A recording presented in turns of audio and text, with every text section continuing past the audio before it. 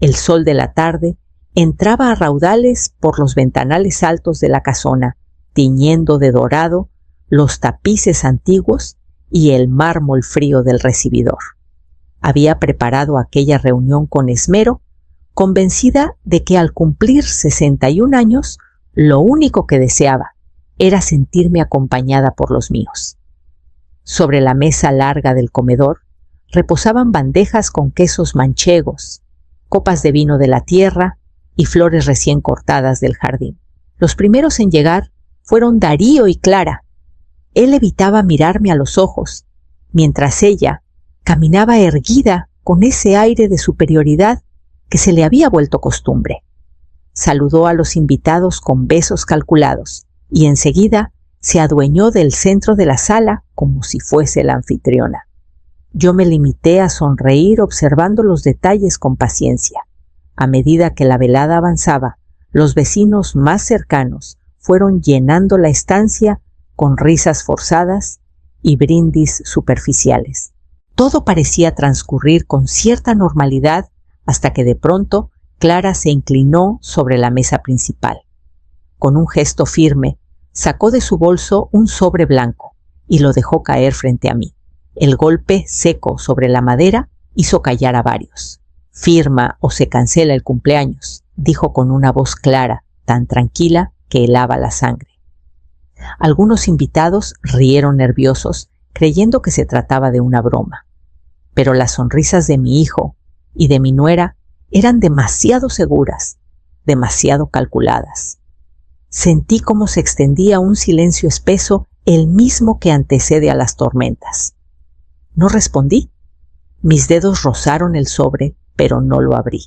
Podía sentir las miradas clavadas en mí, esperando mi reacción, convencidos de que me verían claudicar. Entonces respiré hondo, me acomodé en la silla y sin perder la calma, introduje la mano en mi bolso. De allí extraje otro sobre más pequeño sellado con lacre rojo. Lo coloqué justo al lado del documento de Clara, con la misma serenidad con la que una jugadora de ajedrez mueve una pieza decisiva. Ella parpadeó desconcertada. Yo mantuve mi sonrisa leve mientras acariciaba el borde del sobre sin decir palabra. Fue suficiente para que en su rostro apareciera una sombra de temor que nadie más pareció notar. Brindaron algunos intentando retomar el ambiente festivo, pero yo ya había marcado el compás de aquella noche y sabía que lo que estaba por suceder apenas comenzaba a desmoronar la fachada de armonía familiar. El eco de las copas entrechocando sonaba hueco presagio de las sombras que se avecinaban. Cuando Clara llegó por primera vez a mi vida, yo la recibí como a una hija. Recuerdo aquella tarde en que Darío me la presentó en la terraza de la casona, una joven elegante de sonrisa fácil que parecía desbordar simpatía. Yo, ingenua, pensé que con ella llegaba la posibilidad de formar un círculo más cálido en la familia, de compartir confidencias femeninas que tanto había echado de menos desde la muerte de mi esposo. Al principio se mostraba atenta, servicial, incluso cariñosa. Me ayudaba a preparar la mesa los domingos y decía con dulzura que le encantaba el aire antiguo de la casa. Pero con el tiempo, las frases fueron cambiando de tono. Una tarde, en medio de un café con unos conocidos, dejó escapar una risita. Nuestra Leonor aún vive en el pasado, rodeada de muebles viejos y recuerdos. ¡Qué paciencia tiene Darío! Todos rieron y yo me quedé helada. No fue la única vez. En otra ocasión, mientras contábamos anécdotas de la familia, me interrumpió diciendo: «Claro, tú no entiendes estas cosas modernas. Con tu pensión ridícula, bastante haces con mantenerte». Fingí no escucharlo, pero sentí una punzada en el pecho. La pensión era lo de menos. Lo que me dolió fue la ligereza con la que intentaba rebajar mi dignidad. Poco a poco, comprendí que su objetivo no era mi cariño, sino la casona. Esa casa que había heredado de mi difunto esposo, llena de recuerdos de nuestra vida juntos, se convirtió en el objeto de deseo de Clara. Su mirada recorría los pasillos como quien inspecciona un botín. Lo más doloroso no fue ella, sino Darío, siempre callado, siempre con la vista baja, incapaz de detener a su mujer. Me preguntaba qué había sido de aquel hijo que de niño me defendía con orgullo en el colegio, cuando alguien se burlaba de mi ropa sencilla. El amor de madre es fuerte, pero aquella pasividad comenzaba a romper algo dentro de mí. Fue entonces cuando entendí que si no ponía límites, mi silencio acabaría convirtiéndose en complicidad. La fiesta continuaba, pero mi memoria me llevaba a esos primeros gestos de desprecio que anunciaban lo que estaba a punto de revelarse con crudeza. Esperé a que la sala recuperara un murmullo de normalidad antes de tomar el sobre que Clara había dejado frente a mí. Lo abrí con calma, como si se tratara de un trámite cualquiera, y desplegué aquellas páginas mecanografiadas. Al recorrerlas con la mirada, comprendí enseguida que no era un simple papel, sino una mordaza legal cuidadosamente diseñada. El encabezado hablaba de garantizar el bienestar futuro de los nietos, pero las cláusulas escondían la verdadera intención. La primera estipulaba que cedía la propiedad absoluta de la casona a Darío y Clara, con efecto inmediato. Otra me obligaba a transferir mis cuentas bancarias a un fondo gestionado por ellos, supuestamente para la educación de los niños. En la última se establecía que renunciaba a cualquier reclamo futuro sobre esos bienes. Una firma mía y mi vida entera pasaría a sus manos. Mientras pasaba las hojas, mi sonrisa se mantenía intacta. Ninguno de los presentes podía adivinar lo que sentía al leer semejante trampa. Clara, convencida de su triunfo, se acomodaba en la silla como una reina satisfecha. Darío, en cambio, tenía la frente perlada de sudor. Sus ojos evitaban los míos, y en ese gesto encontré una pista inquietante. Poco después, una vecina se me acercó discretamente con un comentario que me dejó helada. Había escuchado rumores en el barrio de que Darío estaba endeudado hasta el cuello, que incluso había firmado pagarés con un prestamista local. Todo encajaba.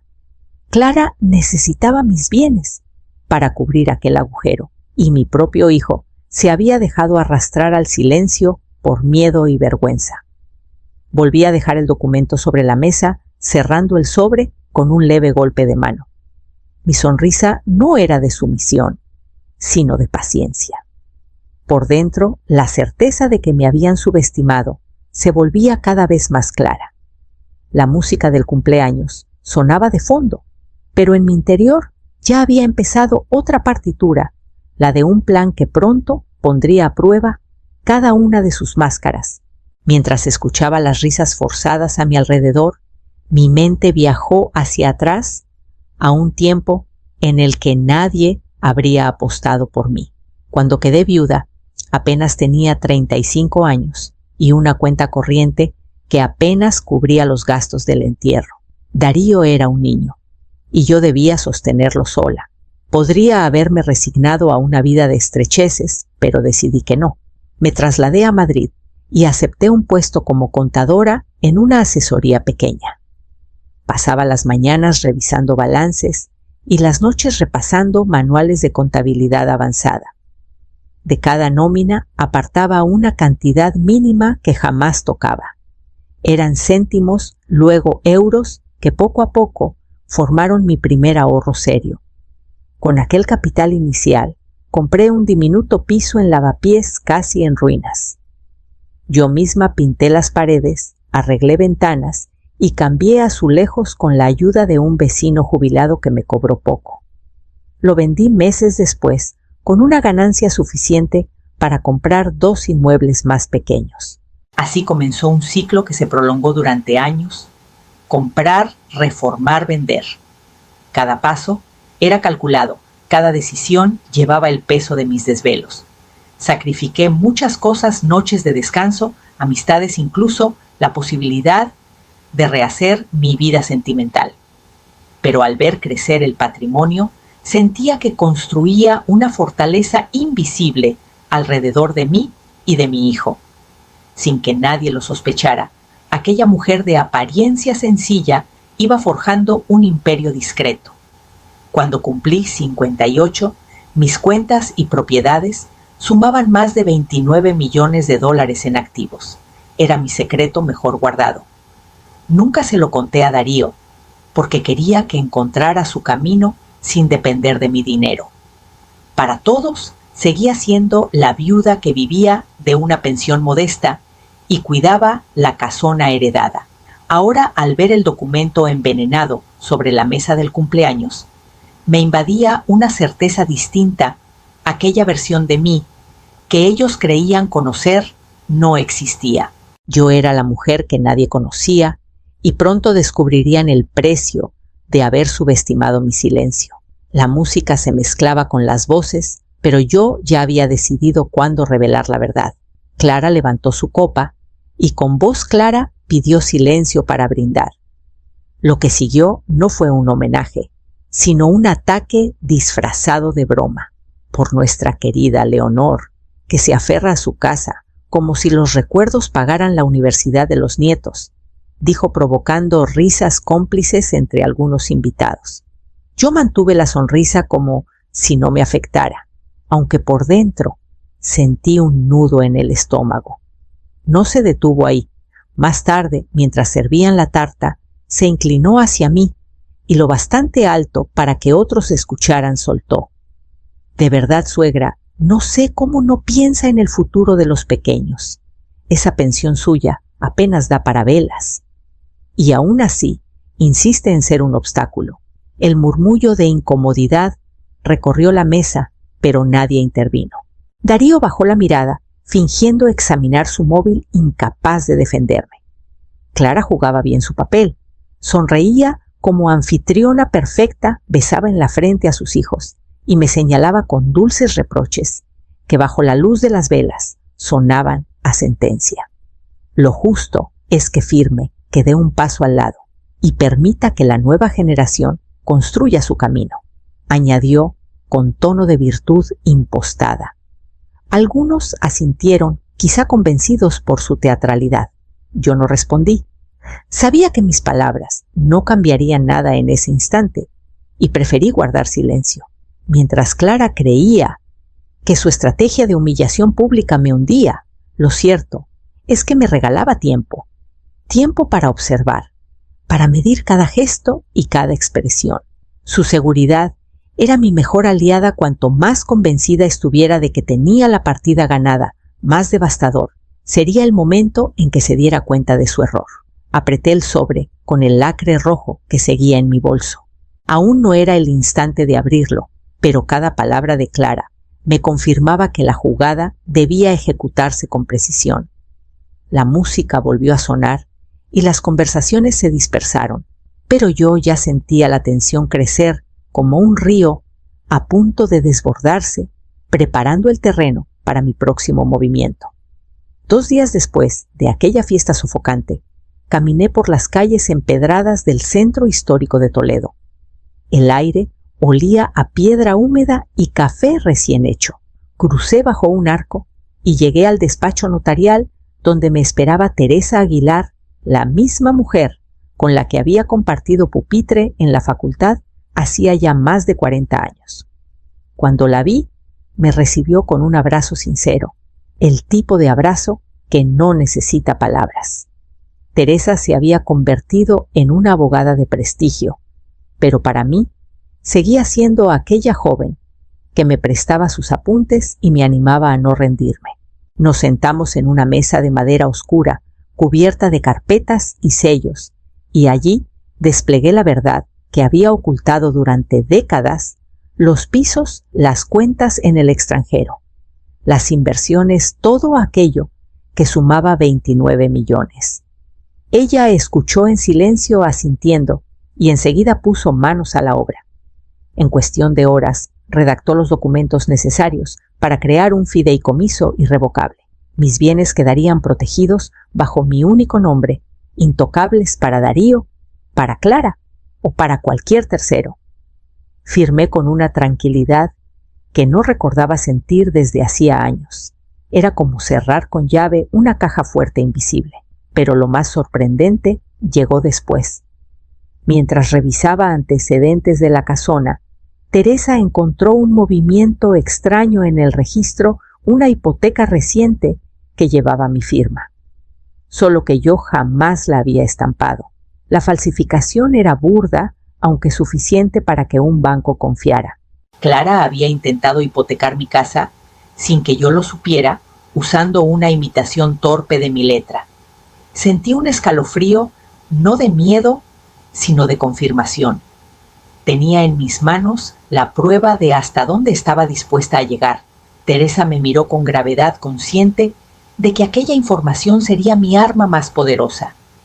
Guardé los documentos en un sobre nuevo más grueso, sabiendo que pronto encontrarían el escenario perfecto para salir a la luz.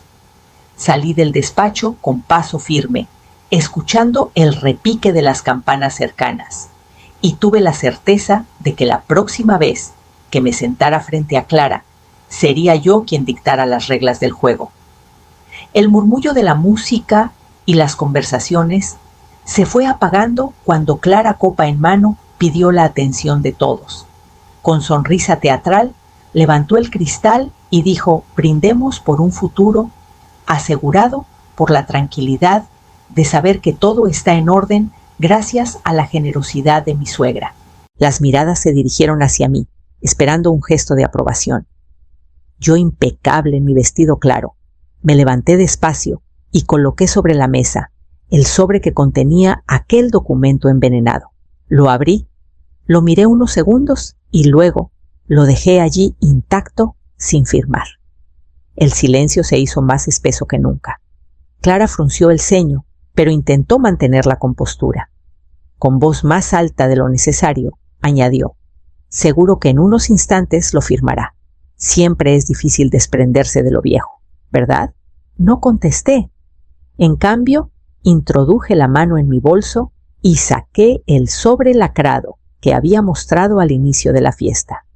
Lo coloqué justo al lado de aquel contrato. Lo abrí con calma y desplegué su contenido. Eran copias certificadas de la hipoteca fraudulenta con la firma falsa que Clara había intentado usar para apropiarse de la casona. Los primeros murmullos comenzaron a expandirse como un incendio. Algunos invitados se acercaron para mirar de cerca. Una vecina exclamó con asombro: «Pero si esa no es la letra de Leonor Clara». Palideció, perdió el control de su sonrisa y buscó a Darío con la mirada. Mi hijo permanecía inmóvil con la frente cubierta de sudor frío. La farsa se desmoronaba delante de todos y por primera vez Clara no tenía palabras dulces ni excusas a mano. Yo recogí las copias y las sostuve en alto lo suficiente para que cada invitado pudiera verlas. No dije nada más.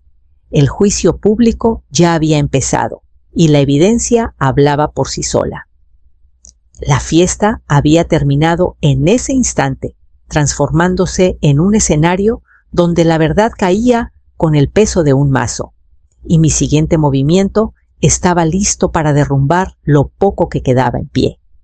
El murmullo que provocó la falsificación aún resonaba en la sala cuando decidí que había llegado el momento de ir más lejos. No bastaba con dejarla en evidencia. Quería que entendieran quién era yo realmente, la mujer a la que habían subestimado durante años.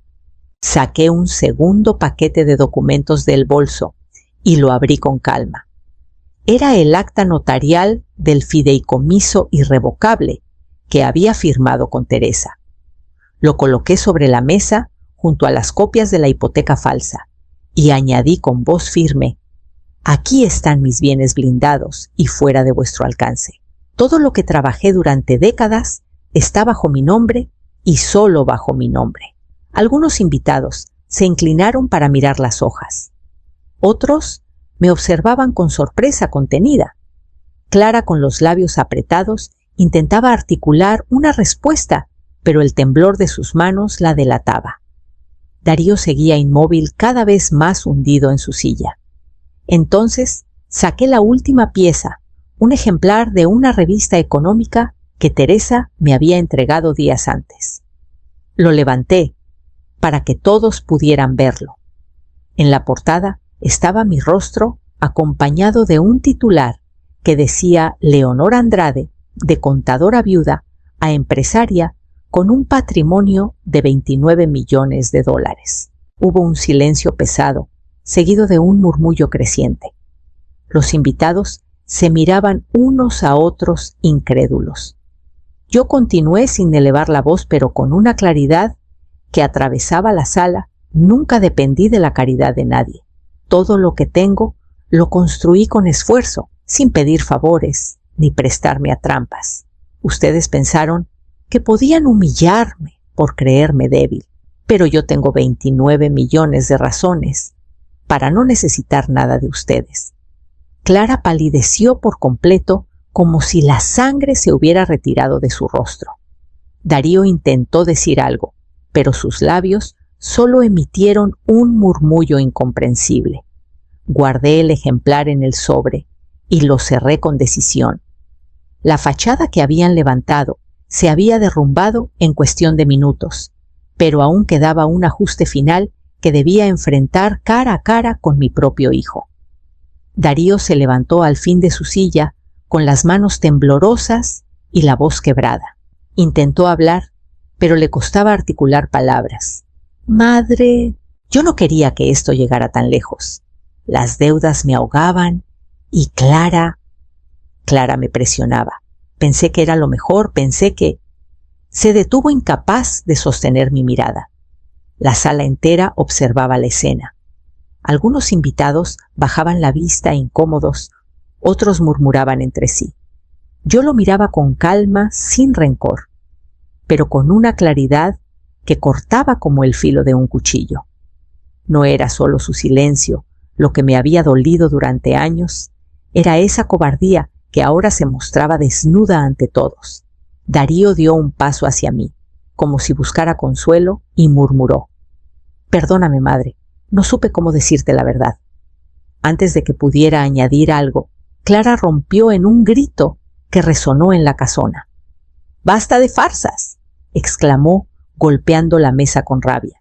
Todo esto era para salvarnos, para vender la casona a ese corredor inmobiliario que ofreció millones. Y tú lo arruinaste todo, Leonor. El silencio que siguió fue atronador. Los invitados, que hasta entonces habían escuchado rumores, entendieron al fin lo evidente: nunca se trató de asegurar el futuro de los nietos, ni de proteger a Darío. Todo había sido un negocio sucio, una ambición disfrazada de preocupación familiar. Clara, desencajada, buscaba apoyo en los presentes, pero nadie se atrevió a secundarla. Darío, derrotado, bajó la cabeza y se dejó caer de nuevo en la silla, incapaz de sostener su propio derrumbe. Yo respiré hondo. Sentí que la verdad se había abierto paso sin que yo necesitara alzar la voz. Miré la casona con sus paredes cargadas de historia y supe que había llegado el momento de decidir su destino lejos de las garras de quienes la habían convertido en moneda de cambio. La luz de las velas temblaba en los rostros atónitos, mientras en mi interior se encendía la certeza de lo que debía hacer con aquel legado que tanto codiciaba. Pasaron algunas semanas desde aquella noche en que la verdad salió a la luz. La calma regresó poco a poco, aunque no de la forma en que Clara y Darío hubieran deseado. Yo tenía claro que la casona no podía seguir siendo un botín en disputa ni un recordatorio del dolor. Así que, con la misma determinación con la que levanté mi fortuna, tomé una decisión definitiva. Convocamos a la prensa local en el patio principal. Los reporteros se sorprendieron al escucharme anunciar que la casona no sería vendida ni heredada. No habría herencia para quienes la convirtieron en una excusa para la codicia. A partir de ese día, el inmueble quedaba donado a una fundación cultural para mujeres mayores, con el fin de que encontraran allí un espacio para crecer, aprender y compartir. Expliqué que se impartirían talleres de bordado y lectura, que habría clases de cocina tradicional, tertulias de historia y hasta un pequeño huerto comunitario, donde cualquiera podría plantar y cosechar. Las cámaras captaron mi sonrisa cuando afirmé: esta casa ya no será símbolo de control ni de enfrentamientos. A partir de ahora, será un lugar de libertad compartida. Los vecinos estallaron en aplausos. Muchas mujeres del barrio se acercaron a darme las gracias, algunas con lágrimas en los ojos. La casona, que antes parecía un espacio cargado de silencios tensos, comenzó a llenarse de voces alegres, de pasos apresurados, de nuevas ilusiones. Un día, mientras las obras de adaptación avanzaban, vi pasar a Clara y Darío por la calle. Se detuvieron frente a la verja, contemplando el bullicio. Sus rostros eran una mezcla de rabia y derrota. Sabían que jamás podrían tocar aquello que creyeron suyo. Yo los observé unos segundos, luego di media vuelta y seguí caminando hacia el patio interior. Al caer la tarde, el espacio se iluminó con guirnaldas de luces. Una música suave comenzó a sonar y varias vecinas me tomaron de la mano. Reí y me dejé llevar en un baile improvisado en medio del patio. La casona, antes jaula de control y ambición, ahora respiraba como un corazón abierto al barrio. Y yo por fin bailaba ligera, dueña de mi historia y de mis propias reglas.